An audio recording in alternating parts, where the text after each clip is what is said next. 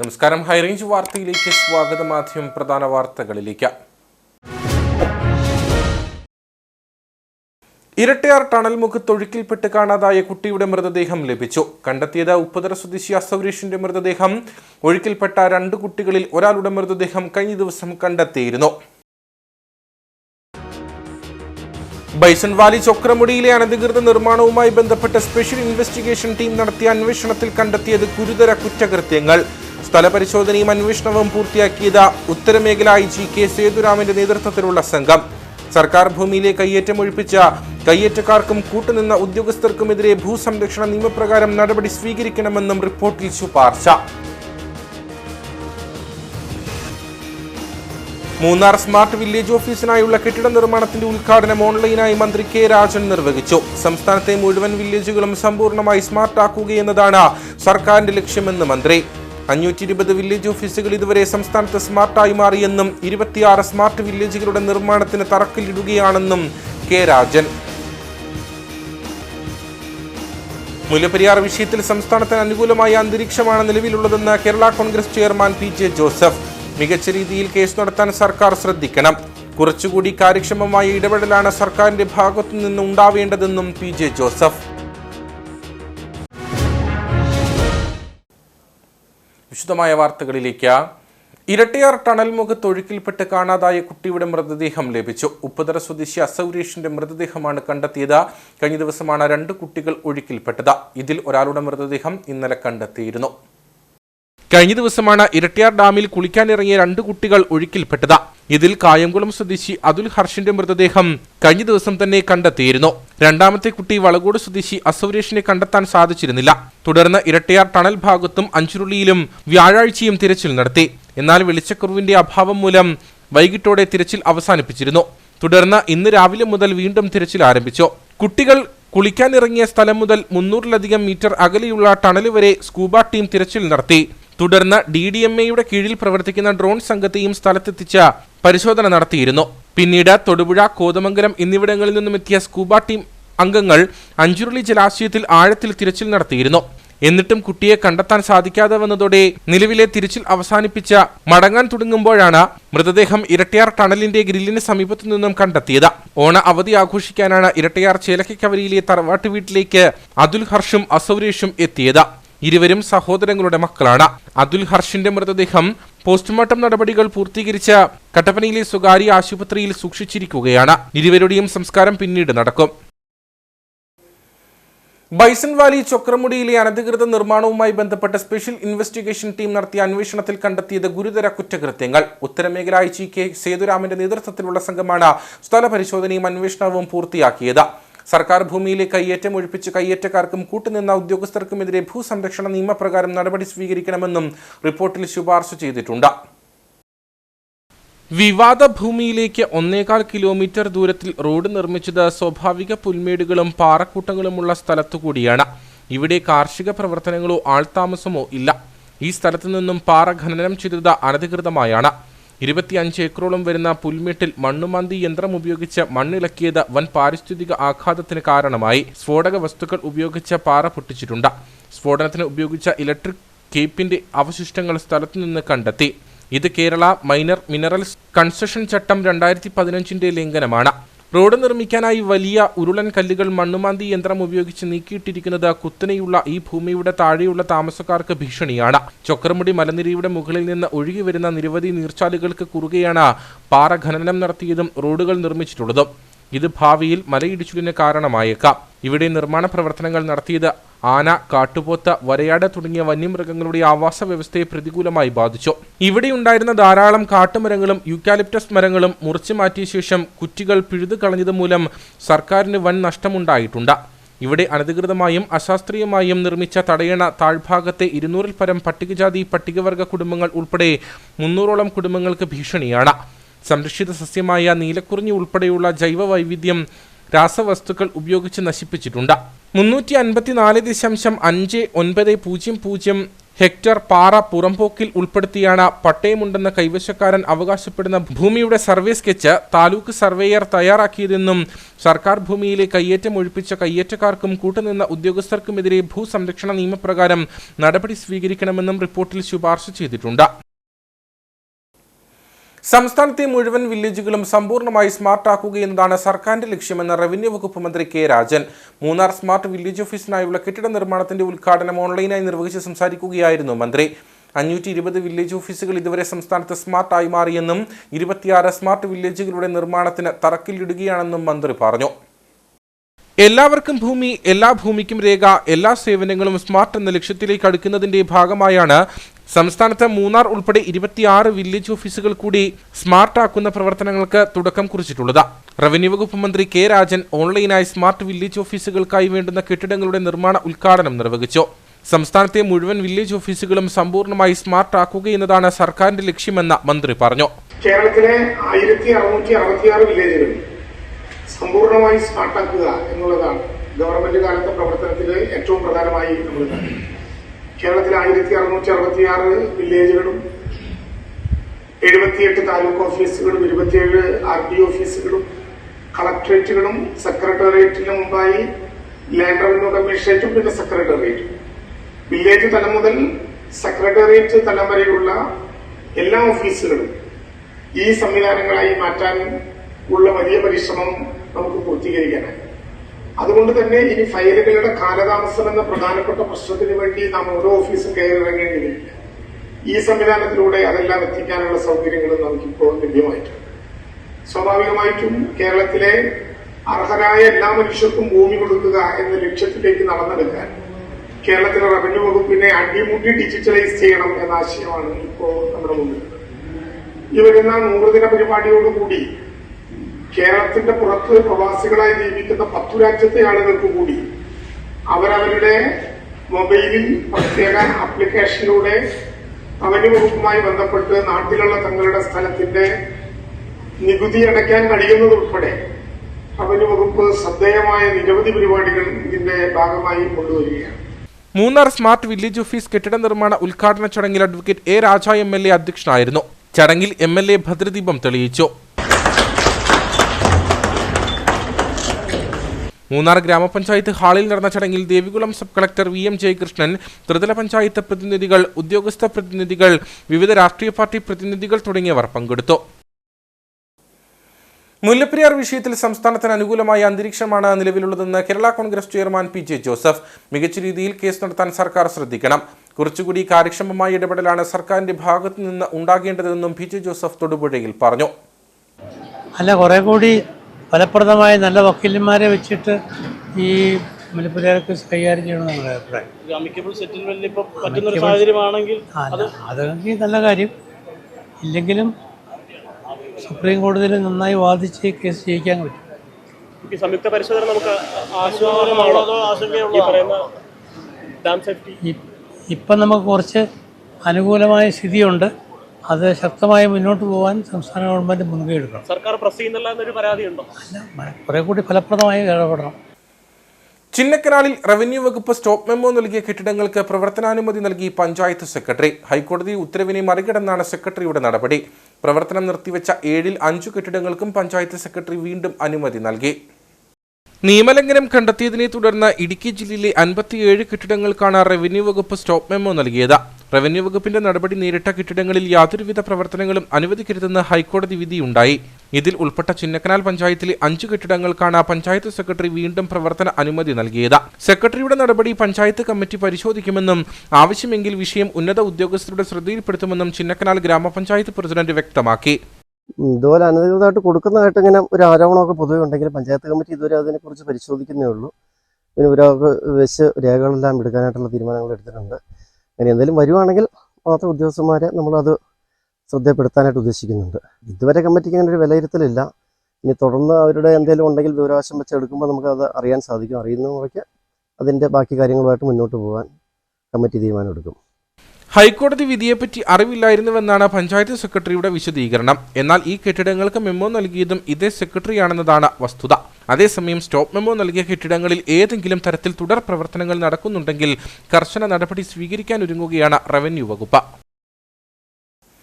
NSS general സെക്രട്ടറിയുടെ നിലപാടുകൾക്കെതിരെ high range NSS union president R Manikuttan നടത്തുന്ന നിരാഹാര സമരം 5 ദിവസം പിന്നിട്ടു. ചെമ്പകപ്പാറ കൊച്ചുകാമാക്ഷി ശ്രീ പത്മനാഭപുരം ധർമ്മപാഠശാലയിലാണ് നിരാഹാര സമരം നടക്കുന്നത്. പ്രശ്നപരിഹാരം ഉണ്ടായില്ലെങ്കിൽ മരണം വരെ സമരം തുടരുമെന്ന നിലപാടിലാണ് നേതൃത്വം. യൂണിയൻ ഭരണസമിതിയുടെയും കാലാവധി അവസാനിച്ച കാര്യയോഗങ്ങളുടെയും പ്രതിനിധി സഭാ അംഗത്തിന്റെയും തെരഞ്ഞെടുപ്പുകൾ സമയബന്ധിതമായി നടത്തുക എന്ന ആവശ്യം മുൻപോട്ട് വെച്ചാണ് high range NSS union president R Manikuttan നിരാഹാര സമരം ആരംഭിച്ചത്. തെരഞ്ഞെടുപ്പ് നടത്തുവാൻ തയ്യാറായില്ലെങ്കിൽ ഹൈറേഞ്ചിലെ സംഘടനാ പ്രവർത്തനം രേഖാമൂലം ഏറ്റെടുത്ത് അതിന്റെ ബാധ്യതകൾ തീർക്കുവാനും നിർമ്മാണത്തിലിരിക്കുന്ന ശ്രീ പത്മനാഭപുരം ധർമ്മപാഠശാല സമയബന്ധിതമായി പൂർത്തീകരിക്കുവാനും നേതൃത്വം തയ്യാറാകണമെന്ന ആവശ്യവും സമരത്തിലൂടെ ഇവർ മുമ്പോട്ട് വയ്ക്കുന്നുണ്ട്. അല്ലെങ്കിൽ ശ്രീ പത്മനാഭപുരം ധർമ്മപാഠശാല അതിന് പണം മുടക്കിയവർക്ക് നിരുപാധികം വിട്ടു നൽകണം. നിരാഹാര സമരം 5 ദിവസം പിന്നിട്ടതോടെ R മണിക്കുട്ടന്റെ ആരോഗ്യനില മോശമായി തുടങ്ങി. ഉടൻ പ്രശ്നപരിഹാരത്തിന് NSS നേതൃത്വം തയ്യാറാകണമെന്ന് യൂണിയൻ സെക്രട്ടറി AJ രവീന്ദ്രൻ ആവശ്യപ്പെട്ടു. ഒരു സംഘടനയ്ക്ക് വേണ്ടി ഒട്ടേറെ വർഷങ്ങളായി 10-15 വർഷങ്ങളായി നിസ്വാർത്ഥ സേവനം നടത്തുന്ന ആളിനെ വലിയൊരു കടക്കണിയിലാക്കി ഇല്ലാതാക്കുന്ന ഒരു സ്ഥിതിവിശേഷമാണ് ഹൈറേഞ്ചിൽ രൂപപ്പെട്ടിരിക്കുന്നത്. ഒരു കാരണവശാലും മണിക്കുട്ടൻ സാറിനെ വിട്ടുകൊടുക്കാൻ ഹൈറേഞ്ചിലെ NSS ആളുകൾ തയ്യാറല്ല. അദ്ദേഹത്തിൻ്റെ ജീവൻ രക്ഷിക്കണം എന്നുള്ളതാണ് ഞങ്ങളുടെ അത്യാവശ്യം. ഏതെങ്കിലും ഒരു ഡിമാൻഡ് അംഗീകരിച്ച് ഒന്നെങ്കിൽ NSS നേതൃത്വം ഈ പദ്ധതി കൂടി ഏറ്റെടുക്കുക, ഇതിൻ്റെ ബാധ്യത തീർക്കുക, പദ്ധതി നന്നായി മുന്നോട്ട് കൊണ്ടുപോവുക. അതിന് സഹകരിക്കാൻ ഞങ്ങളെല്ലാവരും തയ്യാറാണ്. ഹൈറേഞ്ചിലെ നായന്മാരെല്ലാം ഈ പദ്ധതി മുന്നോട്ട് കൊണ്ടുപോകുന്നതിന് NSSുമായി സഹകരിക്കാൻ തയ്യാറാണ്. അതല്ല NSSന് വേണ്ട എങ്കിൽ ഈ പദ്ധതി വിട്ട് തന്ന് ഇതിന് പണം മുടക്കിയ ആളുകൾക്ക് ഈ പദ്ധതി ഏൽപ്പിച്ചു തരണമെന്നാണ് ഞങ്ങൾ ആവശ്യപ്പെടുന്നത്. ഈ സമരം അവസാനിപ്പിക്കുന്നതിനാവശ്യമായ ഇടപെടൽ ബഹുമാനപ്പെട്ട ജനറൽ സെക്രട്ടറിയുടെ ഭാഗത്തുനിന്ന് ഉണ്ടാകണമെന്ന് കൂടിയാണ് ഞങ്ങൾക്ക് അഭ്യർത്ഥിക്കാനുള്ളത്. NSS നേതൃത്വവും ഹൈറേഞ്ച് യൂണിയനുമായുള്ള പ്രശ്നം പരിഹരിക്കാൻ 27 മാസം പിന്നിട്ടിട്ടും നേതൃത്വം തയ്യാറായിട്ടില്ല. ഈ സാഹചര്യത്തിലാണ് യൂണിയൻ പ്രസിഡന്റ് R മണിക്കുട്ടൻ മരണം വരെ നിരാഹാര സമരം ആരംഭിച്ചത്. സമരപ്പന്തലിനു സമീപം ചിതയൊരുക്കിയാണ് നിരാഹാര സമരം പുരോഗമിക്കുന്നത്. സമരം മുന്നോട്ട് വയ്ക്കുന്ന ആവശ്യത്തിന് പരിഹാരമുണ്ടാകാതെ പിന്നോട്ടില്ലെന്ന നിലപാടിലാണ് നേതൃത്വം. മൂന്നാർ ഇക്കോ പോയിന്റിൽ വിനോദസഞ്ചാരികളെ മർദ്ദിച്ചതായി പരാതി. കൊല്ലത്തു നിന്നെത്തിയ സഞ്ചാരികളെയാണ് ഹൈഡൽ ടൂറിസം ജീവനക്കാരും ഫോട്ടോഗ്രാഫർമാരും മർദ്ദിച്ചതായി പരാതി ഉയർന്നിരിക്കുന്നത്. പ്രവേശന ടിക്കറ്റ് എടുക്കുന്നതുമായി ബന്ധപ്പെട്ട വാക്കേറ്റമാണ് അടിപിടിയിൽ കലാശിച്ചതെന്നാണ് വിവരം. ഇരു കൂട്ടരുടെയും മൊഴിയെടുത്ത മൂന്നാർ പോലീസ് 2 കേസുകൾ രജിസ്റ്റർ ചെയ്തു. കൊല്ലത്തുനിന്ന് 17 പേരടങ്ങുന്ന സംഘം കഴിഞ്ഞ ദിവസം പുലർച്ചെയാണ് മൂന്നാറിലെത്തുന്നത്. പല സ്ഥലങ്ങൾ ചുറ്റിക്കറങ്ങിയ ശേഷം എക്കോ പോയിന്റിൽ ബോട്ടിങ്ങിനായി ഉച്ചയോടെ എത്തി. എക്കോ പോയിന്റിൽ പ്രവേശിക്കുന്നതിന് 10 രൂപ പാസ് എടുക്കണമെന്ന് ഹൈഡൽ ടൂറിസം ജീവനക്കാർ ആവശ്യപ്പെട്ടു. പിന്നീട് പ്രവേശന ഫീസുമായുള്ള തർക്കം അടിപിടിയിൽ കലാശിക്കുകയായിരുന്നു.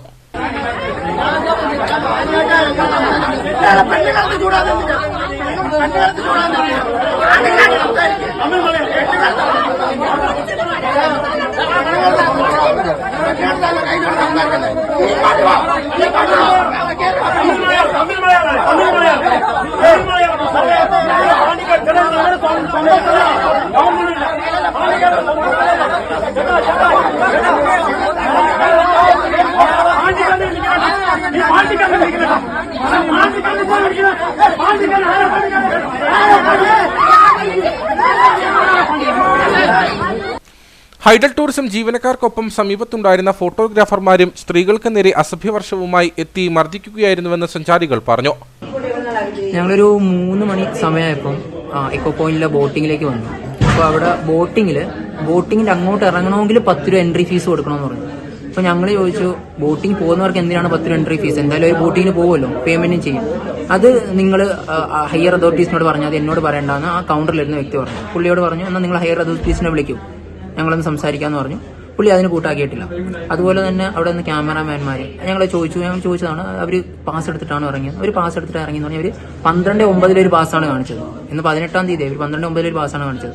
അതിനുശേഷം അവിടെ നിന്നിട്ട് ഞങ്ങൾ തിരിച്ചു പോയപ്പോൾ സ്ത്രീകൾ അസഭ്യം പറയുന്നുണ്ടായിരുന്നു. ഒരു വളരെ മോശമായ രീതിയിൽ തന്നെ സ്ത്രീകൾ അസഭ്യം പറയുന്നുണ്ടായിരുന്നു. അത് അനിയൻ ചോദിച്ചു, എന്തിനാണ് സ്ത്രീകൾ അസഭ്യം പറയുന്നത്? അതിനാണ് അവർ പോവാൻ പോയ ഞങ്ങൾ ആ ഗേറ്റിന്റെ അടുത്ത് എത്തി ഞങ്ങളെ തിരിച്ച് പിടിച്ചിട്ട് ഗേറ്റ് പൂട്ടി ഉപദ്രവിക്കായിരുന്നു. അതിലൊരാള് ഞങ്ങളുടെ അപ്പച്ചി അടിക്കുന്ന വഴിക്ക് അയാൾ മറിഞ്ഞു വീണു. അയാൾ സ്വയം മറിഞ്ഞു വീണതാണ്. അയാളെ മുഖം ഒന്ന് പൊട്ടി. അതിന് എന്നെ വലിച്ചഴിച്ച് കൊണ്ടുപോയി എന്റെ ഡ്രസ്സ് വലിച്ചു കീറി ശരീരത്തിലെല്ലാം അടിച്ചു. എന്തുകൊണ്ടാണ് അടിച്ചതെന്ന് പോലും എനിക്ക് അറിഞ്ഞൂടാ. കഴുത്തിന് അടി കിട്ടി, തലയ്ക്ക് അടി കിട്ടി, ഷോൾഡർ, ബാക്കിൽ. എന്നെ എന്നിട്ട് ഒരു റൂമിലിട്ട് പൂട്ടി. എന്നിട്ട് അവർ പറഞ്ഞു ഒറ്റയ്ക്കാണ് വന്നിരുന്നെങ്കിൽ നിങ്ങളെ കൊന്നു കളഞ്ഞേനെന്ന് പറഞ്ഞു. അങ്ങനെ അവർ പറഞ്ഞു, ഒറ്റയ്ക്കാണ് നിങ്ങളെ കൊന്നു കളഞ്ഞേനെ, സ്ത്രീകൾ ഉള്ളതുകൊണ്ടാണ് നിങ്ങൾ രക്ഷപ്പെട്ടെന്ന് പറഞ്ഞു. എന്നിട്ടും അവർ സ്ത്രീകളെ ഒരുപാട് പേരെ ഉപദ്രവിച്ചു. എല്ലാവരും സ്ത്രീകളെല്ലാവരും അവർ ഉപദ്രവിച്ചു. അവിടെ കുറെ ആൾക്കാർ കാണാനുള്ളത് കണ്ടു നിന്നതുകൊണ്ട് മാത്രമാണ് ഞങ്ങളെ കൊല്ലാതെ അവർ വിട്ടത്. അവിടെ ഉള്ളവരെല്ലാവരും ഭയങ്കര മോശമായിട്ടാണ് ഞങ്ങളുടെ പെരുമാറിയത്. സംഘത്തിലുണ്ടായിരുന്ന നജീമ എന്ന വയോധികയെ സ്റ്റെപ്പിൽ നിന്നും തള്ളിയിട്ട് പുറത്ത് ചവിട്ടി പരിക്കേൽപ്പിച്ചുവെന്നും തുടർന്ന് കുട്ടികളെയും സ്ത്രീകളെയും ഉൾപ്പെടെ സംഘത്തിലുണ്ടായിരുന്ന എല്ലാവരെയും മർദ്ദിക്കുകയായിരുന്നുവെന്നുമാണ് പരാതി. നജിമയുടെ നട്ടലിന് പരിക്കേറ്റിട്ടുണ്ട്. അജ്മി, ഡോക്ടർ അഫ്സൽ, അൻസാഫിന്റെ ഭാര്യ ഷെഹന, അൻസിൽ എന്നിവർ മൂന്നാർ ടാറ്റ ടി ജനറൽ ആശുപത്രിയിൽ ചികിത്സയിൽ കഴിയുകയാണ്. അതേസമയം പ്രവേശന ടിക്കറ്റുമായി ബന്ധപ്പെട്ട് യാതൊരു പ്രകോപനവും ഇല്ലാതെ മർദ്ദിക്കുകയായിരുന്നുവെന്നാണ് ജീവനക്കാർ പറയുന്നത്. സംസാരം നടന്നുകൊണ്ടിരുന്ന സമയത്ത് ബാലിച്ചാട്ടം ഫ്രണ്ടിൽ നിന്ന് സംസാരിക്കായിരുന്നു, പൊയ്ക്കോ എന്ന് പറഞ്ഞു. ഞാൻ ചാൻ്റെ പുറകെ നിൽക്കുകയായിരുന്നു. ആ ചാനെ തള്ളി വിട്ടിട്ട് എന്നെ അടിക്കുകയായിരുന്നു. അങ്ങോട്ടൊരു പ്രകോപനമൊന്നും കാണിക്കാതെ ഇങ്ങോട്ട് തന്നെ അവരെല്ലാവരും കുറിച്ച് ആക്രമിക്കുകയായിരുന്നു. അതിലൊരു ചേച്ചി എൻ്റെ മുടിയൊക്കെ ഇങ്ങനെ പിടിച്ച് ചരിച്ച് വെച്ച് എൻ്റെ രണ്ട് കൈയും പിടിച്ച് വെച്ച് കൊടുത്തായിരിക്കണം. എൻ്റെ അടി വയറ്റിലൊക്കെ ഇടിയുണ്ട്, എൻ്റെ കഴുത്ത്, തോളിൽ നാം കൊണ്ട് മുറിഞ്ഞ പാടൊക്കെ ഉണ്ട്. എൻ്റെ മുഖത്തിൻ്റെ രണ്ട് സൈഡ്, വായിൻ്റെ സൈഡിൽ നിന്ന് ഇടിച്ച് വായിൽ നിന്ന് ചെറിയ ഒരു മുറിവൊക്കെ ഉണ്ടായി. സഞ്ചാരികളിൽ ഒരാൾ ഹൈഡൽ ടൂറിസം ജീവനക്കാരനെ പിന്നിൽ നിന്ന് ചവിട്ടി നിലത്ത് വീണതിൽ ജീവനക്കാരനായ ബാലുവിന്റെ തലയ്ക്കും പരിക്കുണ്ട്. മർദ്ദനത്തിൽ പരിക്ക് പറ്റിയ ഹൈഡൽ ടൂറിസം ജീവനക്കാരും ചികിത്സ തേടിയിട്ടുണ്ട്. ഇരു കൂട്ടരുടെയും മൊഴിയെടുത്ത മൂന്നാർ പോലീസ് 2 കേസുകൾ രജിസ്റ്റർ ചെയ്തു.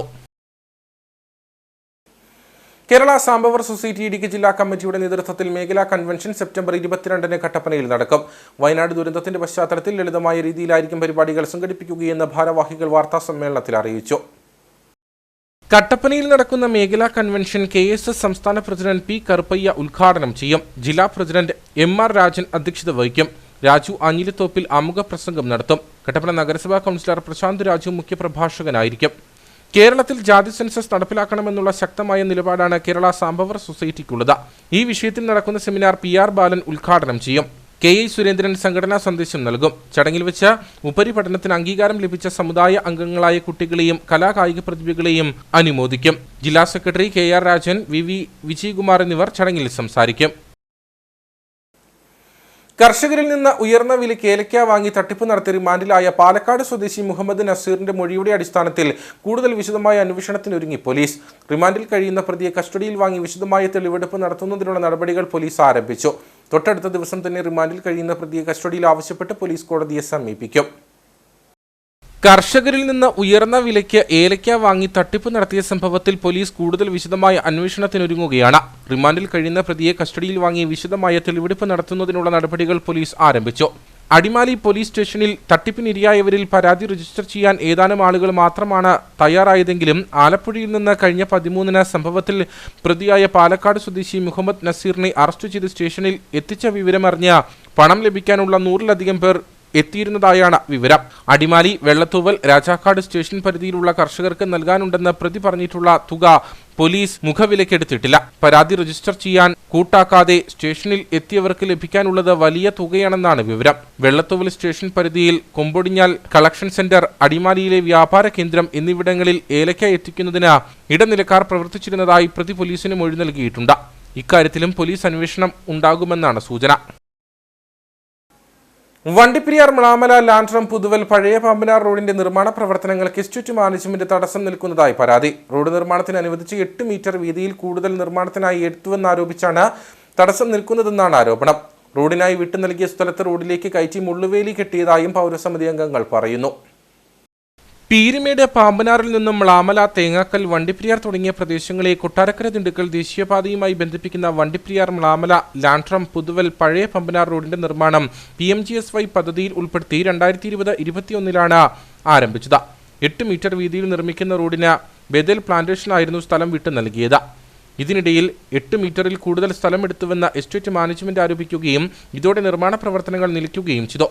പിന്നീട് പൗരസമിതിയുടെ നേതൃത്വത്തിൽ ജില്ലാ കളക്ടർക്കും വിവിധ വകുപ്പുകൾക്കും പരാതി നൽകിയതിനെ തുടർന്ന് റോഡിന് ഏറ്റെടുത്ത സ്ഥലം അളന്ന് കൂടുതൽ സ്ഥലം ഏറ്റെടുത്തിട്ടില്ലെന്ന് സ്ഥിരീകരിക്കുകയും ചെയ്തു.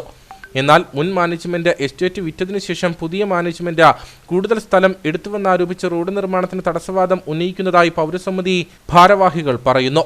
അത് എസ്റ്റേറ്റ് ഇപ്പം കൈമാറിയതുകൊണ്ട് രണ്ടും മുതലാളിയാണ്. അദ്ദേഹം ഇവരെയും പറയും, ഇവരവരെയും പറയുന്ന അവസ്ഥയിലേക്ക് മാറിയിരിക്കുകയാണ്. അതുപോലെ തന്നെ ഈ റോഡ് വന്നു കഴിഞ്ഞാൽ വണ്ടിപ്പെരിയാറ് ഭാഗങ്ങളിലൊക്കെ ബ്ലോക്കുകളോ അതുപോലെ തന്നെ കക്കികവല ഭാഗത്ത് വെള്ളം കയറുവാണെങ്കിലോ എളുപ്പം കുമ്മളിയിലേക്ക് എത്താവുന്ന ഒരു വഴിയും കൂടിയാണ്. ഏതാണ്ട് 26 കിലോമീറ്റർ ഉണ്ടെങ്കിൽ പഴയ പാമാനാറ്റിൽ നിന്ന് മ്ലാമല വെള്ളാറംകുന്ന് വഴി കുമ്മളിക്ക് പോകാവുന്നതാണ്. അതുപോലെ വെള്ളാറംകുന്ന് ചെങ്കര വഴി കട്ടപ്പനയ്ക്കും പോകാൻ എളുപ്പ വഴിയാണിത്.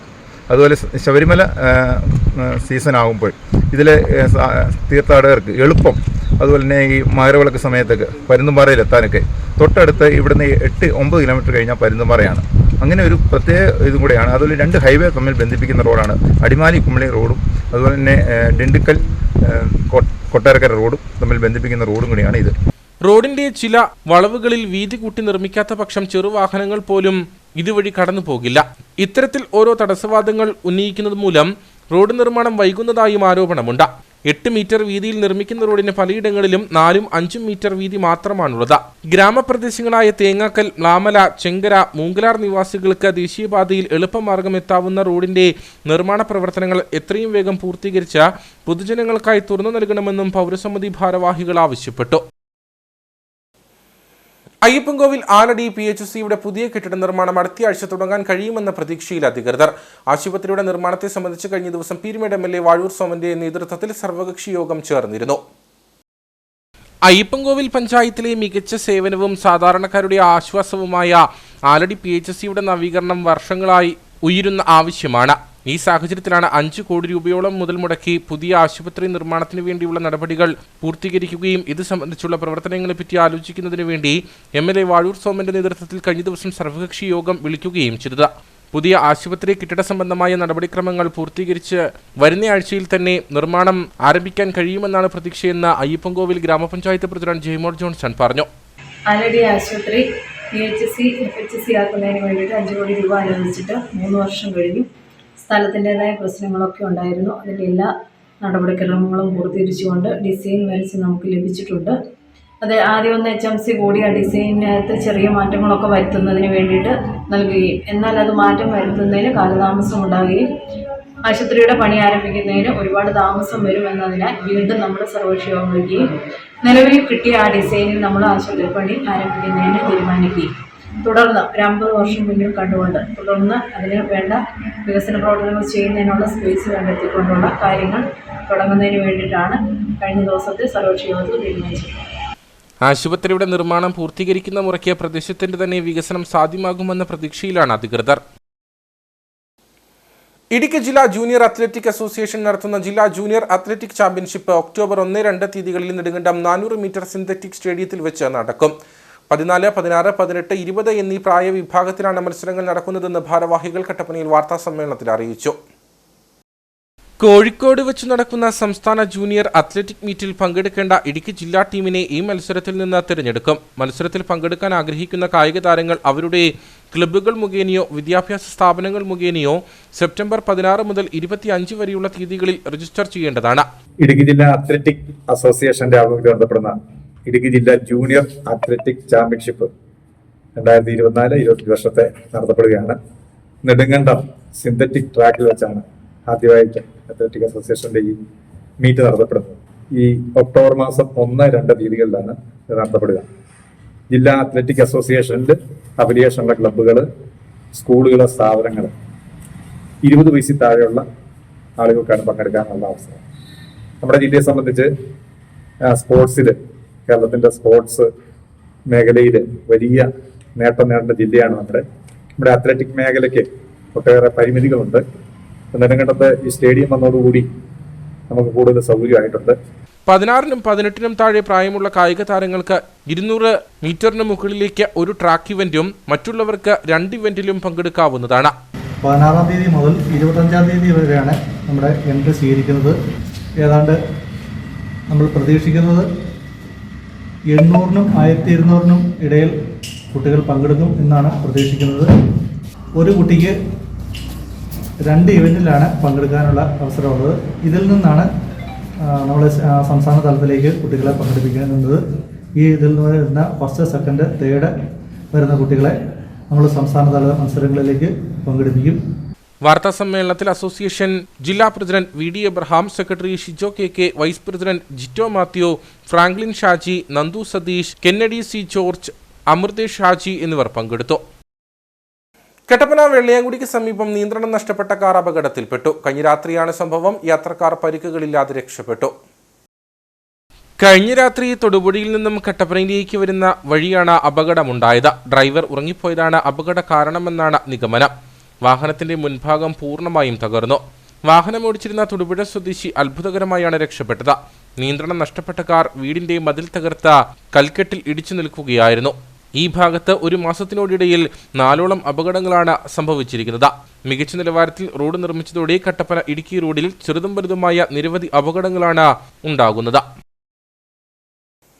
കേന്ദ്ര സർക്കാർ നിർദ്ദേശപ്രകാരം NFSA റേഷൻ കാർഡുകളായ മഞ്ഞ, പിങ്ക് നിറത്തിലുള്ള റേഷൻ കാർഡ് ഉടമകൾ റേഷൻ കടയിലെത്തി മസ്റ്ററിംഗ് നടത്തണമെന്ന് പീരുമേട് താലൂക്ക് സപ്ലൈ ഓഫീസർ അറിയിച്ചു. അല്ലാത്തപക്ഷം റേഷൻ ലഭിക്കില്ലെന്ന് taluk supply officer V Mohanan പറഞ്ഞു.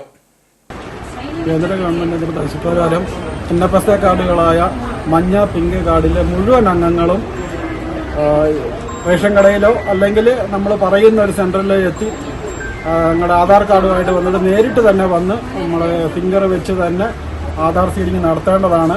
അങ്ങനെ വന്ന് നടത്താത്ത ആൾക്കാർ റേഷന് തുടർന്നുള്ള മാസങ്ങളിൽ കിട്ടാത്തൊരവസ്ഥ ഉണ്ടാകും. അത് ഒഴിവാക്കാനായി മുഴുവൻ ജനങ്ങളും ഇക്കാര്യത്തിൽ ശ്രദ്ധ ചെലുത്തി കൊണ്ട് എല്ലാവരും നേരിട്ട് വന്ന് കടയിലോ അല്ലെങ്കിൽ നമ്മൾ അതിന് പ്രത്യേക ഒരു സൗകര്യം നമ്മൾ ചെയ്തു തരാം. അതിനുള്ള സൗകര്യം വാർഡ് മെമ്പർമാരുടെ നമ്മുടെ സഹകരണത്തോടു കൂടിയാണ് നമ്മളിതെല്ലാം നടത്തുന്നത്. അപ്പോൾ എല്ലാവരുടെയും സഹകരണത്തോടുകൂടി മുഴുവൻ ആൾക്കാരും വന്ന് NFSA കാർഡ് മഞ്ഞയും പിങ്കും കാർഡുകാർ വന്നിട്ട് മുഴുവൻ അംഗങ്ങളും വന്ന് ഈ ആധാർ സീഡിങ് നടത്തണമെന്നാണ് പറഞ്ഞിരിക്കുന്നത്. അത് കഴിഞ്ഞ് പിന്നെ റേഷൻ കിട്ടിയില്ലെന്നുള്ളൊരു പരാതി ഉണ്ടായിക്കഴിഞ്ഞാൽ അത് ഗവൺമെൻറ്റോ ഡിപ്പാർട്ട്മെൻറ്റിനോ യാതൊരു ഉത്തരവാദിത്വം ഉണ്ടായിരിക്കുന്നതല്ല. അയ്യപ്പൻകോവിൽ പഞ്ചായത്ത് വാഹനവുമായി ബന്ധപ്പെട്ട് പൊതുപ്രവർത്തകനായ സജിൻ കെ ഉണ്ണികൃഷ്ണൻ വിവരാവകാശത്തിനു വേണ്ടി സമർപ്പിച്ച അപേക്ഷയിൽ 40 ദിവസമായിട്ടും മറുപടി ലഭിച്ചില്ലെന്ന് പരാതി. കഴിഞ്ഞ 13-ാം തീയതി പഞ്ചായത്ത് സെക്രട്ടറിക്ക് സമർപ്പിച്ച അപേക്ഷയാണ് അധികൃതർ മനഃപൂർവ്വം വൈകിപ്പിക്കുന്നതായി ആരോപണമുയർന്നിരിക്കുന്നത്. അയ്യപ്പൻകോവിൽ പഞ്ചായത്തിൽ പൊതു ആവശ്യങ്ങൾക്ക് ഉപയോഗിക്കുന്ന വാഹനത്തിന്റെ അറ്റകുറ്റപ്പണിയുടെ പേര് പറഞ്ഞ് വലിയ രീതിയിലുള്ള അഴിമതിയാണ് പഞ്ചായത്ത് നടത്തുന്നതെന്നാരോപിച്ചാണ് പൊതുപ്രവർത്തകനും BJP ഏലപ്പാറ മണ്ഡലം കമ്മിറ്റി സെക്രട്ടറിയുമായ സജിൻ കെ ഉണ്ണികൃഷ്ണൻ പഞ്ചായത്ത് സെക്രട്ടറിക്ക് വിവിധ ചോദ്യങ്ങൾ ഉന്നയിച്ച് വിവരാവകാശ നിയമപ്രകാരം അപേക്ഷ നൽകിയത്. എന്നാൽ അപേക്ഷ നൽകി 40 ദിവസമായിട്ടും മറുപടി നൽകാൻ പഞ്ചായത്ത് അധികൃതർ തയ്യാറായിട്ടില്ല. ഈ സാഹചര്യത്തിൽ മുട്ടാപ്പോക്ക് ന്യായങ്ങൾ പറഞ്ഞ് മനഃപൂർവ്വം മറുപടി വൈകിപ്പിക്കുന്ന സാഹചര്യമാണുള്ളതെന്ന് സജിൻ ആരോപിക്കുന്നു. അയ്യപ്പൻകോവിൽ ഗ്രാമപഞ്ചായത്തിൽ കഴിഞ്ഞ കാലങ്ങളിൽ നടന്ന ഒരു വലിയ അഴിമതിയുടെ വിവരങ്ങൾ ലഭിക്കുന്നതിന് വേണ്ടി ഇവിടെ പഞ്ചായത്തിൽ ഒരു വിവരാവകാശ അപേക്ഷ സമർപ്പിക്കുകയുണ്ടായി. വിവരാവകാശ നിയമം അനുസരിച്ച് 30 ദിവസത്തിനുള്ളിലാണ് മറുപടി നൽകേണ്ടത് എന്ന് നിയമം അനുശാസിക്കുന്നുണ്ടെങ്കിലും കഴിഞ്ഞ 40 ദിവസങ്ങളായി ഈ പഞ്ചായത്തിൽ നിന്ന് യാതൊരുവിധ പ്രതികരണവും ഒരു മറുപടി പോലും ലഭിച്ചു. ഇതിൽ നിന്ന് സാധാരണക്കാർക്ക് മനസ്സിലാവുന്നത് ഈ ഗ്രാമപഞ്ചായത്തിൽ ഇവിടുത്തെ ഉദ്യോഗസ്ഥരും ഭരണക്കാരും തമ്മിൽ ഒത്തുകളിച്ചുകൊണ്ടാണ് ഇവിടുത്തെ വലിയ വെട്ടിപ്പുകളും അഴിമതികളും നടക്കുന്നതെന്നാണ്. ഇതിനെതിരെ നമ്മൾ മുഖ്യ വിവരാവകാശ കമ്മീഷനും ഉപഭോക്തൃ തർക്ക പരിഹാര കോടതിയും അടക്കമുള്ള ഉന്നത സ്ഥാപനങ്ങളെ സമീപിച്ച് പരാതി ബോധിപ്പിക്കുവാനാണ് ഞങ്ങളുടെ തീരുമാനം. ഈ അഴിമതി പുറത്തു വന്നാൽ ഇവിടെയുള്ള ഭരണക്കാർക്കും ഇവിടുത്തെ ഉദ്യോഗസ്ഥർക്കും വലിയ രീതിയിൽ ദോഷമുണ്ടാകുമെന്നാണ് ഇവർ കരുതുന്നത്. അതിനെതിരെ പ്രതിഷേധം ശക്തമാക്കുവാനും നിയമ നടപടിയുമായി മുന്നോട്ട് പോകുവാനാണ് ഞങ്ങൾ തീരുമാനം. എന്നാൽ മറുപടി മനഃപൂർവ്വം വൈകിപ്പിക്കുന്നതല്ലെന്നും 1 മാസം കൊണ്ട് 3 ഉദ്യോഗസ്ഥർ സ്ഥലം മാറിപ്പോയതാണ് വിവരാവകാശത്തിൽ മറുപടി നൽകാനുള്ള താമസത്തിന് കാരണമെന്നും അധികൃതർ വ്യക്തമാക്കി. ഉടൻ തന്നെ പരാതിക്കാരന് വിവരാവകാശ രേഖ നൽകാൻ സാധിക്കുമെന്നും ഗ്രാമപഞ്ചായത്ത് അധികൃതർ അറിയിച്ചു. അയ്യപ്പൻകോവിൽ ഗ്രാമപഞ്ചായത്ത് അംഗത്തിന്റെ വീടിന് മുന്നിൽ സാമൂഹിക വിരുദ്ധർ മാലിന്യം തള്ളിയതായി പരാതി. ചാക്കിൽ കെട്ടിയ നിലയിലാണ് ഭക്ഷണാവശിഷ്ടങ്ങൾ ഉൾപ്പെടെ വീടിന് മുന്നിൽ നിക്ഷേപിച്ചിരിക്കുന്നത്. അയ്യപ്പൻകോവിൽ ഗ്രാമപഞ്ചായത്ത് അംഗം ഷൈമോൾ രാജിന്റെ വീടിന് മുന്നിലാണ് മാലിന്യങ്ങൾ നിക്ഷേപിച്ചിരിക്കുന്നതായി കണ്ടെത്തിയത്. കൂടാതെ പൊതുജനങ്ങൾ കടന്നുപോകുന്ന റോഡിലാണ് ചാക്കിൽ കെട്ടിയ നിലയിൽ മാലിന്യങ്ങൾ കണ്ടെത്തിയത്. ഹോട്ടലിലെ ഭക്ഷണ അവശിഷ്ടങ്ങൾ ഉൾപ്പെടെ ഇവയിലുണ്ടായിരുന്നു. അയ്യപ്പൻകോവിൽ ഗ്രാമപഞ്ചായത്ത് 4-ാം വാർഡ് മെമ്പർ ഷൈമോൾ രാജിന്റെ വീടിന്റെ പരിസരമാണ്. രാത്രിയിൽ ഇവിടെ മറവിൽ സാമൂഹ്യ വിരുദ്ധർ കൊണ്ടുവന്നിച്ച് വേസ്റ്റ് തള്ളിയേക്കുവാണ്. ചായക്കട വേസ്റ്റാന്ന് തോന്നുന്നു. ഇത് ആരാണെങ്കിലും ഇത് കാണിക്കുന്നത് ശരിയല്ല. ഇവിടെ കടന്നു പോകുന്നതാണ്. വണ്ടിയും കാര്യങ്ങളും എല്ലാം എപ്പോഴും ഇഷ്ടമുള്ള സ്കൂൾ പിള്ളേരും എല്ലാം ഇതാ മെയിൻ വഴി, പൊതുവഴിയാണ്. അങ്ങനെയുള്ള വഴിയിലാണ് കൊണ്ടുവന്ന് വെച്ചാൽ, അല്ലെങ്കിൽ അവരുടെ വീടിൻ്റെ വാതൊക്കെ കൊണ്ട് വെച്ചിട്ട് പോയി. ഹോട്ടലിൻ്റെ ആണെന്ന് തോന്നുന്നു. അതിൻ്റെ ഫുഡ് വേസ്റ്റുകൾ മുഴുവനുണ്ട് ഹോട്ടലിൽ. തുടർന്ന് മാലിന്യങ്ങൾ ഗ്രാമപഞ്ചായത്ത് അംഗത്തിന്റെ വീടിന് മുന്നിൽ നിന്നും നാട്ടുകാരുടെ നേതൃത്വത്തിൽ നീക്കം ചെയ്തു. ഇത്തരത്തിൽ സാമൂഹിക വിരുദ്ധ പ്രവർത്തനങ്ങൾ നടത്തുന്നവർക്കെതിരെ ശക്തമായ നടപടി സ്വീകരിക്കണമെന്നും ഹെൽത്ത് ഇൻസ്പെക്ടർ ഉൾപ്പെടെയുള്ളവർക്ക് പരാതി നൽകിയതായും ഗ്രാമപഞ്ചായത്ത് അംഗം അറിയിച്ചു. അടിമാലി ടൗണിൽ ദേശീയപാതകളിൽ സ്ഥാപിച്ചിട്ടുള്ള ഇരുമ്പ് ഡിവൈഡറുകൾ അപകട സാധ്യത ജനിപ്പിക്കുന്നു. റോഡിന്റെ മധ്യഭാഗത്ത് സ്ഥാപിച്ചിട്ടുള്ള ഡിവൈഡറുകൾ പലതും കാലപ്പഴക്കത്താൽ തുരുമ്പിച്ച് നിലംപതിക്കാറായ സ്ഥിതിയിലാണ്. അപകടാവസ്ഥ ജനിപ്പിക്കുന്ന ഈ ഡിവൈഡറുകൾ നീക്കം ചെയ്യണമെന്നാണ് ആവശ്യം. വർഷങ്ങൾക്ക് മുമ്പായിരുന്നു അടിമാലി ടൗണിൽ കൊച്ചി ധനുഷ്കോടി ദേശീയപാത കടന്നു പോകുന്ന സെന്റർ ജംഗ്ഷൻ ഭാഗത്തും അടിമാലി കുമളി ദേശീയപാത കടന്ന് കല്ലാർകുട്ടി റോഡിലും ഇരുമ്പ് ഡിവൈഡറുകൾ സ്ഥാപിച്ചത്. കാലപ്പഴക്കം ചെന്ന ഈ ഡിവൈഡറുകളാണ് അപകട സാധ്യത ഉയർത്തുന്നത്.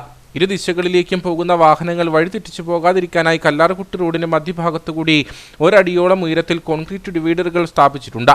ഇതിനു മുകളിലാണ് ഇരുമ്പ് ഡിവൈഡർ ഉറപ്പിച്ചിട്ടുള്ളത്. എന്നാൽ ഈ ഡിവൈഡറുകൾ പലതും കാലപ്പഴക്കത്താൽ തുരുമ്പിച്ച് നിലം പതിക്കാറായ സ്ഥിതിയിലാണ്. അപകടാവസ്ഥ ജനിപ്പിക്കുന്ന ഈ ഡിവൈഡറുകൾ നീക്കം ചെയ്യണമെന്നാണ് ആവശ്യം. വർഷങ്ങൾക്ക് മുമ്പ് സ്ഥാപിച്ച ഡിവൈഡറുകൾ ഇപ്പോൾ ആകെ അപകടാവസ്ഥയിലാണ്. ഇപ്പോൾ വാഹനങ്ങൾ പോകുമ്പോൾ ഒരു നിമിഷവും മറിഞ്ഞു വീഴാവുന്ന അവസ്ഥയിലാണ് ആ ഡിവൈഡർ നിൽക്കുന്നത്. ആടി ഉലയുകയാണ്. ഒരു ബസ് പോകുമ്പോൾ ഓപ്പോസിറ്റ് സൈഡിലൂടെ പോകുന്ന ചെറുവാഹനങ്ങളുടെ മുന്നിലേക്ക് ഇത് മറിഞ്ഞു വീഴാൻ സാധ്യതയുണ്ട്. അതുപോലെ ആളുകളുടെ മുകളിലേക്ക് മറിഞ്ഞു വീഴാൻ സാധ്യതയുണ്ട്. വലിയ അപകടമാണ് ഇത് സംഭവിക്കാൻ സാധ്യതയുള്ളത്. അതുകൊണ്ട് അടിയന്തരമായി NH ഇടപെട്ട് ഈ ഡിവൈഡറുകൾ മാറ്റി സ്ഥാപിക്കുകയോ അതല്ലെങ്കിൽ നിലവിലുള്ള ഉപയോഗിക്കാൻ പറ്റുന്നത് അടി ദ്രവിച്ചു പോകാതെ നല്ലത് എന്നുള്ളത് മാത്രം അത് ഉറപ്പിച്ചുകൊണ്ട് സുരക്ഷിതമാക്കാൻ കഴിയുന്ന സംവിധാനം ഉണ്ടാകണം. അതിൽ വലിയ അപകടം ഉണ്ടാകും. ഇപ്പോൾ അടിമാലി ടൗണിൻ്റെ 2 റോഡിലും, അടിമാലി കുമളി ഹൈവേയിലും കൊച്ചി മധുര ദേശീയപാതയിലും ഈ 2 റോഡിൽ നിൽക്കുന്ന ഡിവൈഡറുകൾ ഈ നിലയ്ക്ക് വലിയ അപകടാവസ്ഥയിലാണ് നിൽക്കുന്നത്. അതിന് അടിയന്തരമായ പരിഹാരം ഉണ്ടാകണം. ശക്തമായ കാറ്റ് വീശിയാൽ നിലം പതിക്കാവുന്ന വിധം ചുവട് തുരുമ്പെടുത്ത് ദ്രവിച്ചു നിൽക്കുന്ന ഡിവൈഡർ ഭാഗങ്ങൾ ഇക്കൂട്ടത്തിലുണ്ടെന്ന് പരാതി ഉയരുന്നു. നാളുകൾക്ക് മുമ്പ് ഈ വിധം ചില ഡിവൈഡറുകൾ മറിഞ്ഞു വീഴുകയും ചെയ്തിരുന്നു. ഇരുചക്ര വാഹന യാത്രികരുടെ ദേഹത്ത് അവ പതിച്ചാൽ അപകടത്തിന് വഴിയൊരുക്കും. കല്ലാർകുട്ടി റോഡിൽ സ്ഥാപിച്ചിരുന്ന ഡിവൈഡറുകളിൽ ചിലത് മാത്രമാണ് ഇപ്പോൾ അവശേഷിക്കുന്നത്. കാലപ്പഴക്കത്താൽ തുരുമ്പെടുത്തവ നീക്കം ചെയ്യണമെന്നാണ് ആവശ്യം. രാജാക്കാട് റോട്ടറി ക്ലബിന്റെ നേതൃത്വത്തിൽ ഓണാഘോഷവും കുടുംബസംഗമവും സംഘടിപ്പിച്ചു. ക്ലബ് പ്രസിഡന്റ് മനോജ് ഫിലിപ്പിന്റെ ഭവനത്തിൽ നടന്ന ഓണാഘോഷം rotary club GGR Shaji CR ഉദ്ഘാടനം ചെയ്തു. പ്രവർത്തനം ആരംഭിച്ച് ചുരുങ്ങിയ നാളുകൾക്കുള്ളിൽ രാജാക്കാടിന്റെ സാമൂഹ്യ സേവന രംഗത്ത് സജീവമായി പ്രവർത്തിച്ചു വരുന്ന റോട്ടറി ക്ലബ് ഈ വർഷത്തെ ഓണാഘോഷവും കുടുംബസംഗമവുമാണ് സംഘടിപ്പിച്ചത്. ക്ലബ് പ്രസിഡന്റ് മനോജ് ഫിലിപ്പിന്റെ നേതൃത്വത്തിൽ നടന്ന ഓണാഘോഷവും കുടുംബസംഗമവും rotary club GGR Shaji CR ഉദ്ഘാടനം ചെയ്തു. നമ്മളിങ്ങനെയുള്ള പ്രോഗ്രാമിലൊക്കെ എന്ന് പറഞ്ഞാൽ എല്ലാവരും നമ്മളിങ്ങനെയുള്ള പ്രോഗ്രാമെല്ലാം ചെയ്യുന്നതിന്റെ പ്രധാനപ്പെട്ട ഉദ്ദേശം എന്ന് പറയുന്നത് എല്ലാവരും തമ്മിൽ നമ്മൾ എല്ലാവരും രാജാക്കാടുള്ളവരല്ല, മറ്റു പല പ്രദേശങ്ങളിൽ നിന്നുള്ളവരാണ്. നല്ലൊരു കൂട്ടായ്മ എല്ലാവരും തമ്മിൽ എന്ന് പറഞ്ഞാൽ അങ്ങോട്ടും ഇങ്ങോട്ടും പരസ്പരം നല്ലൊരു ഊഷ്മളമായിട്ടുള്ള ഒരു ബന്ധത്തിന് വേണ്ടിയിട്ടാണ് നമ്മളിങ്ങനെയുള്ള പ്രോഗ്രാമുകളൊക്കെ ചെയ്യുന്നത്. അപ്പോൾ തീർച്ചയായിട്ടും നേരത്തെ തന്നെ നമ്മൾ 6 മണിയാണ് പറഞ്ഞത്, താമസിച്ചു പോയി. 7 മണിയായിട്ട് എല്ലാവരും വന്നിട്ടില്ല. അതുപോരാ, നമ്മളൊരു പ്രോഗ്രാം ചെയ്യുമ്പോൾ നമ്മളുടെ പ്രോഗ്രാമാണ് എന്ന് വിചാരിച്ച് എല്ലാവരും വന്ന് ആ പ്രോഗ്രാമിൽ അതാണ് അതിന്റെ വിജയം എന്ന് പറയുന്നത്. ന്യൂസിലൻഡിൽ നടന്ന കോമൺവെൽത്ത് ഗെയിംസിൽ ഫെൻസിംഗ് മത്സരത്തിൽ ഇന്ത്യക്ക് വേണ്ടി വെള്ളി, വെങ്കല മെഡലുകൾ നേടി അഭിമാനമായി മാറിയ രാജാക്കാട് NR സിറ്റി വടക്കേൽ നിവേദ്യ L നായരെ ചടങ്ങിൽ അനുമോദിച്ചു. ഓണാഘോഷത്തിന്റെ ഭാഗമായി കുട്ടികൾക്കും മുതിർന്നവർക്കുമായി വിവിധ മത്സരങ്ങളും ഓണസദ്യയും ഒരുക്കിയിരുന്നു. വിജയികൾക്കുള്ള സമ്മാനങ്ങളും വിതരണം ചെയ്തു. Club secretary KG Rajesh, VS Biju, Prince Thomas, Seema Sinoj, treasurer TE Naseer തുടങ്ങിയവർ നേതൃത്വം നൽകി. ഇരട്ടിയാർ സെന്റ് തോമസ് സ്കൂളിലെ 1984 SSLC ബാച്ചിന്റെ സംഗമം നടന്നു. സ്വദേശത്തും വിദേശത്തുമായുള്ള 100ഓളം പേർ സംഗമത്തിൽ പങ്കെടുത്തു. ഇരട്ടിയാർ നത്തുകല്ലിലുള്ള അഡ്വക്കേറ്റ് ജോളി കുര്യന്റെ വസതിയിലാണ് സംഗമം നടന്നത്. കട്ടപ്പന നഗരസഭാ കൗൺസിലർ CB പാറപ്പായി മുഖ്യപ്രഭാഷണം നടത്തി. നമ്മുടെ ആ ഒരു 40 വർഷത്തിന് ശേഷം നമുക്കൊന്നുകൂടെ ഒന്നിച്ചു കൂടാൻ പറ്റി. പക്ഷെ നമ്മളെക്കാൾ കൂടുതൽ കൂട്ടുകാരുള്ളത് ഇന്നത്തെ പിള്ളേർക്കാണ്. കാരണം 4, 5, 6 പിള്ളേരുണ്ട്. നമ്മള് ജീവിതത്തിന്റെ വ്യത്യസ്തങ്ങളായ മേഖലകളിൽ നമ്മളൊക്കെ വ്യാപരിക്കുന്നു, പോകുന്നു. അന്ന് വലിയ കൂട്ടുകെട്ടും ബന്ധങ്ങളും ഒന്നുമില്ലായിരുന്നു. അന്ന് നമ്മുടെ പൂർവികന്മാരൊക്കെ ഇവിടെ കുടിയേറി അവരൊക്കെ അന്ന് ജീവിച്ചുകൊണ്ടിരുന്ന സാഹചര്യങ്ങളിൽ ജീവിക്കാനുള്ള ഒരു ബുദ്ധിമുട്ട് കൊണ്ടാണ് ഈ മലയോരത്തേക്ക് കുടിയേറിയത്. അന്ന് മക്കളെ പോറ്റി വളർത്തുക എന്നുള്ളതായിരുന്നു അവരുടെ ഒരു കാഴ്ചപ്പാട്. ആ കാഴ്ചപ്പാടിൽ നിന്നുകൊണ്ട് അവരൊക്കെ ആ ഒരു തലമുറ തീർന്നു കഴിഞ്ഞപ്പോഴാണ് രണ്ടാമത്തെ തലമുറയ്ക്ക് ജീവിക്കാനുള്ള അടിസ്ഥാന സൗകര്യങ്ങൾ ഇന്നും നമ്മുടെ നാട്ടിൽ ആയി വരുന്നതേ ഉള്ളൂ. അപ്പം തീർച്ചയായിട്ടും നമുക്ക് എവിടെയെങ്കിലും ഒക്കെ ചെല്ലും. ഇപ്പൊ നമ്മൾ പരിചയപ്പെട്ടപ്പോൾ പാലായിലും ചങ്ങനാശ്ശേരിയിലും കോട്ടയത്തും കോതമംഗലത്തും പല സ്ഥലങ്ങളിൽ, ഡൽഹിയിലും യു കെയിലും ഒക്കെ ആയിട്ട് നമ്മുടെ ആളുകൾ പല സ്ഥലങ്ങളിൽ ഉണ്ട്. അപ്പൊ നമുക്ക് അല്ലെങ്കിൽ നമ്മുടെ കുട്ടികൾക്ക് ഒക്കെ ഇവിടെയൊക്കെ ചെല്ലുമ്പോൾ എന്തെങ്കിലും ഒരു ആവശ്യമുണ്ടായാൽ നമ്മുടെ ഒരു പരിചയക്കാര് അല്ലെങ്കിൽ നമ്മുടെ കൂട്ടത്തിൽ പഠിച്ച ആളുകളൊക്കെ ഉണ്ടെങ്കിൽ നമുക്കൊരു ചിലപ്പോഴൊക്കെ ഒരു സഹായമായിട്ട് മാറും. ചടങ്ങിൽ വിവിധ മേഖലകളിൽ മികവ് തെളിയിച്ചവരെ അനുമോദിച്ചു. ബേബി മാത്യു, സിബി പവത്ത തുടങ്ങിയവർ സംസാരിച്ചു. കൂട്ടായ്മയുടെ ഉദ്ദേശലക്ഷ്യങ്ങളെപ്പറ്റി അഡ്വക്കേറ്റ് ജോളി കുര്യൻ സംസാരിച്ചു. വരും കാലങ്ങളിൽ 1984 ബാച്ചിലെ ബുദ്ധിമുട്ട് അനുഭവിക്കുന്ന അംഗങ്ങളുടെ കുട്ടികൾക്ക് വിദ്യാഭ്യാസ സഹായം, അംഗങ്ങൾക്ക് ചികിത്സാ സഹായം, ഭവനരഹിതരായവർക്ക് വീട് തുടങ്ങിയ കാര്യങ്ങൾക്കായി പ്രത്യേക ഫണ്ട് ശേഖരിക്കാനും യോഗം തീരുമാനിച്ചു. ഷാജി പള്ളിവാതുകൾ, ടോമി വട്ടന്തറ, റിജി പുളിയങ്കുന്നേൽ, ആൻസി തോമസ്, ശ്രീകല, അജിമോൾ ഇബ്രഹാം, ബെറ്റി തുടങ്ങിയവർ നേതൃത്വം നൽകി. നേർക്കാഴ്ചയിലേക്ക്.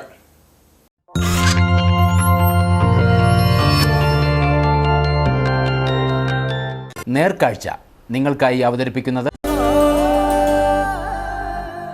പ്രിയപ്പെട്ടവരുടെ സന്തോഷം പരിശുദ്ധമായ പൊന്നിലൂടെ കെജിസ് ജ്വല്ലറി, കോട്ടയം കട, സിൻസ് 1950.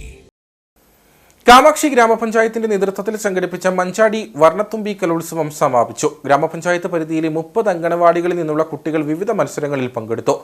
അംഗനവാടി വർക്കർമാർ, ഹെൽപ്പർമാർ എന്നിവർക്കായി പ്രത്യേക കലാപരിപാടികളും നടന്നു. മഞ്ചാടി വർണ്ണത്തുമ്പി കലോത്സവം 2024 എന്ന പേരിലാണ് കാമാക്ഷി ഗ്രാമപഞ്ചായത്തിന്റെയും ICDS ഇടുക്കിയുടെയും നേതൃത്വത്തിൽ അംഗനവാടി കലോത്സവം സംഘടിപ്പിച്ചത്. പഞ്ചായത്തിലെ അംഗനവാടിയിൽ പഠിക്കുന്നതും ബാലസഭകളിൽ പ്രവർത്തിക്കുന്നതുമായ കുട്ടികളെ ഉൾപ്പെടുത്തിയാണ് കലോത്സവം സംഘടിപ്പിച്ചത്. കുട്ടികൾക്ക് കലാ കായിക അഭിരുചികൾ വളർത്തുന്നതിനും സർഗവാസനകളെ പരിപോഷിപ്പിക്കുവാനും സാമൂഹിക പ്രതിബദ്ധതയുള്ള തലമുറയെ വാർത്തെടുക്കുവാനും സഹായകരമാകും വിധമാണ് കലോത്സവം നടന്നത്. തങ്കമണി പാരിഷ് ഹാളിൽ വെച്ച് നടത്തിയ പരിപാടി ജില്ലാ ആസൂത്രണ സമിതി ഉപാധ്യക്ഷൻ CV വർഗീസ് ഉദ്ഘാടനം ചെയ്തു. അംഗൻവാടികളിൽ പഠിക്കുന്ന കുട്ടികളെ സംബന്ധിച്ച് ഓരോ അംഗൻവാടിയുടെ അങ്കണത്തിനുള്ളിൽ അവിടെ സർഗാത്മകമായ ശേഷിയും കഴിവും അവരെ പരിപാലിപ്പിക്കുന്ന ടീച്ചേഴ്സിനെയും അവിടെ സഹായികളുമെല്ലാം ഓരോ അംഗൻവാടികളിലും വളർന്നു വരുന്ന തലമുറയെ അവിടെ സർഗാത്മകതയെ വളർത്തിയെടുക്കാൻ വേണ്ടി ശ്രമിക്കുമ്പോൾ ആ അംഗൻവാടിയുടെ അങ്കണത്തിൽ മാത്രമായി നിൽക്കുകയായിരുന്നു ഈ കാലഘട്ടത്തിൽ. എന്നാൽ അതിൽ നിന്ന് മാറി ഓരോ അംഗൻവാടിയിലെയും കുട്ടികളുടെ സർഗാത്മകമായ കഴിവിനെ വളർത്തിക്കൊണ്ടുവന്ന് അതാകെ ഒരു പൊതുവേദിയിലേക്ക്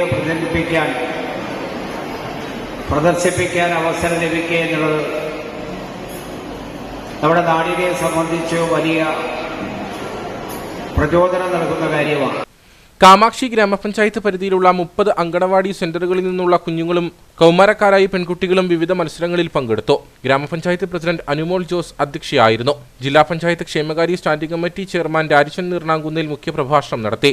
ഗ്രാമപഞ്ചായത്ത് വൈസ് പ്രസിഡന്റ് റിച്ചി മുക്കാട്ട്, ക്ഷേമകാര്യ standing committee chairman Sony Chollamadam, മറ്റു പഞ്ചായത്ത് അംഗങ്ങൾ, ICDS സൂപ്പർവൈസർ മറിയാമ്മ ഉൾപ്പെടെ നിരവധി ആളുകൾ സംസാരിച്ചു.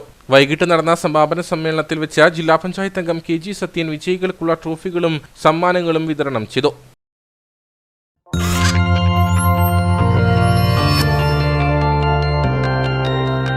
നേർക്കാഴ്ച നിങ്ങൾക്കായി അവതരിപ്പിച്ചത്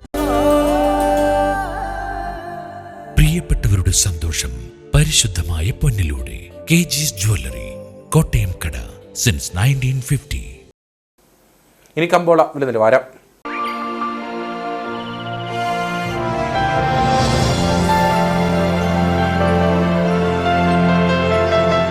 കമ്പോളം നിങ്ങൾക്കായി അവതരിപ്പിക്കുന്നത്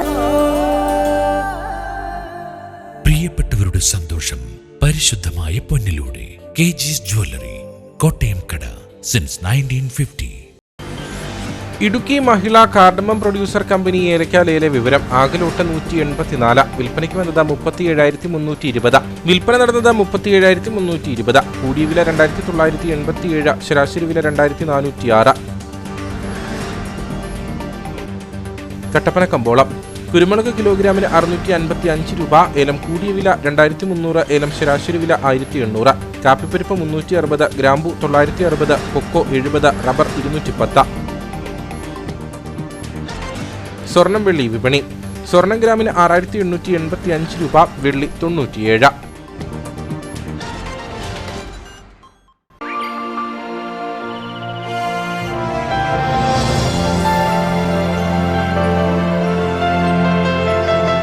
കമ്പോളം നിങ്ങൾക്കായി അവതരിപ്പിച്ചത് പ്രിയപ്പെട്ടവരുടെ സന്തോഷം പരിശുദ്ധമായ പൊന്നിലൂടെ കെജിസ് ജ്വല്ലറി, കോട്ടയം കട, സിൻസ് 1950. പ്രധാന വാർത്തകളിലേക്ക് ഒരിക്കൽ കൂടി. ഇരട്ടയാർ ടണൽ മുഖത്ത് ഒഴുക്കിൽപ്പെട്ട് കാണാതായ കുട്ടിയുടെ മൃതദേഹം ലഭിച്ചു. കണ്ടെത്തിയത് ഉപ്പുതറ സ്വദേശി അസൗരീഷിന്റെ മൃതദേഹം. ഒഴുക്കിൽപ്പെട്ട 2 കുട്ടികളിൽ ഒരാളുടെ മൃതദേഹം കഴിഞ്ഞ ദിവസം കണ്ടെത്തിയിരുന്നു. ബൈസൺ വാലി ചൊക്രമുടിയിലെ അനധികൃത നിർമ്മാണവുമായി ബന്ധപ്പെട്ട സ്പെഷ്യൽ ഇൻവെസ്റ്റിഗേഷൻ ടീം നടത്തിയ അന്വേഷണത്തിൽ കണ്ടെത്തിയത് ഗുരുതര കുറ്റകൃത്യങ്ങൾ. സ്ഥലപരിശോധനയും അന്വേഷണവും പൂർത്തിയാക്കിയത് ഉത്തരമേഖല IG കെ സേതുരാമന്റെ നേതൃത്വത്തിലുള്ള സംഘം. സർക്കാർ ഭൂമിയിലെ കയ്യേറ്റം ഒഴിപ്പിച്ച കയ്യേറ്റക്കാർക്കും കൂട്ടുനിന്ന ഉദ്യോഗസ്ഥർക്കുമെതിരെ ഭൂസംരക്ഷണ നിയമപ്രകാരം നടപടി സ്വീകരിക്കണമെന്നും റിപ്പോർട്ടിൽ ശുപാർശ. മൂന്നാർ സ്മാർട്ട് വില്ലേജ് ഓഫീസിനായുള്ള കെട്ടിട നിർമ്മാണത്തിന്റെ ഉദ്ഘാടനം ഓൺലൈനായി മന്ത്രി കെ രാജൻ നിർവഹിച്ചു. സംസ്ഥാനത്തെ മുഴുവൻ വില്ലേജുകളും സമ്പൂർണ്ണമായി സ്മാർട്ടാക്കുകയെന്നതാണ് സർക്കാരിന്റെ ലക്ഷ്യമെന്ന് മന്ത്രി. 520 വില്ലേജ് ഓഫീസുകൾ ഇതുവരെ സംസ്ഥാനത്ത് സ്മാർട്ടായി മാറിയെന്നും 26 സ്മാർട്ട് വില്ലേജുകളുടെ നിർമ്മാണത്തിന് തറക്കല്ലിടുകയാണെന്നും കെ രാജൻ. മുല്ലപ്പെരിയാർ വിഷയത്തിൽ സംസ്ഥാനത്തിന് അനുകൂലമായ അന്തരീക്ഷമാണ് നിലവിലുള്ളതെന്ന് Kerala Congress chairman PJ Joseph. മികച്ച രീതിയിൽ കേസ് നടത്താൻ സർക്കാർ ശ്രദ്ധിക്കണം. കുറച്ചുകൂടി കാര്യക്ഷമമായ ഇടപെടലാണ് സർക്കാരിന്റെ ഭാഗത്തു നിന്ന് ഉണ്ടാവേണ്ടതെന്നും PJ ജോസഫ്. ഇതോടുകൂടി വാർത്താ ബുള്ളറ്റിൻ ഇവിടെ പൂർണ്ണമാകുന്നു. നമസ്കാരം.